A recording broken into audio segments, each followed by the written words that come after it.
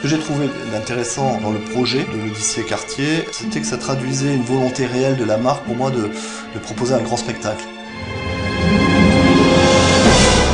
Composer pour Cartier, c'est une perspective de composer pour être entendu un peu de partout dans la planète.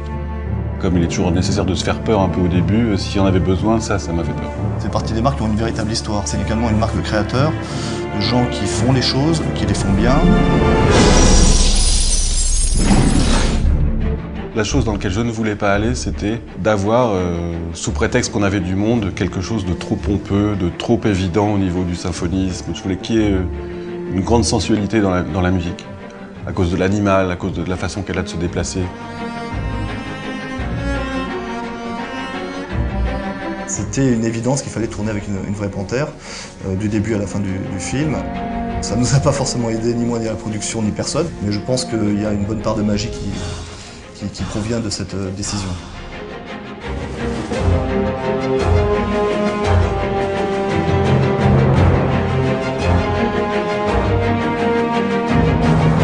Tout était beaucoup plus lourd parce qu'il y avait beaucoup d'effets spéciaux à intégrer dans ces fameux paysages, donc les implications techniques étaient très lourdes.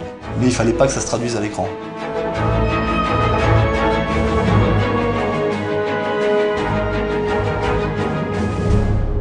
Un des éléments importants, ça a été quand même de préserver certaines parts d'inconnus. Dans la séquence de la neige, les panthères n'avaient jamais vu la neige. Tout le monde était bien incapable à l'avance de savoir comment elles allaient réagir. Je crois qu'à l'arrivée de voir une panthère vraiment courir dans la neige, c'est des images qui n'ont jamais été filmées, ça valait le coup en tout cas de tenter l'aventure.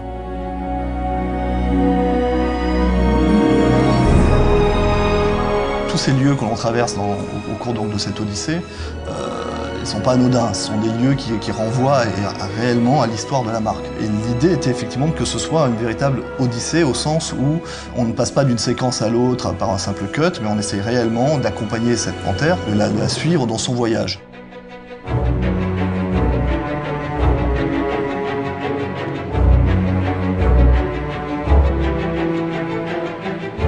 Ça faisait plusieurs fois que j'allais à Abbey Road. C'est un lieu absolument mythique pour n'importe quel musicien du monde. D'ailleurs, le monde entier vient enregistrer à Abbey Road. C'est une grosse responsabilité, une émotion que d'être là, même en tant que visiteur, je dois dire. Donc si a fortiori on y travaille, c'est encore plus émouvant. Ça fait partie vraiment, pour l'instant, des grands souvenirs pour moi, des meilleurs souvenirs.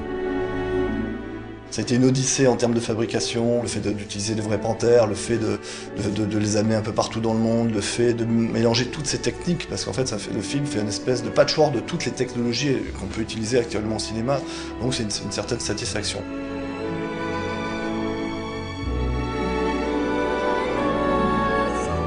Il n'y avait pas de réelle limite autre que l'imaginaire. C'est un grand tour de magie.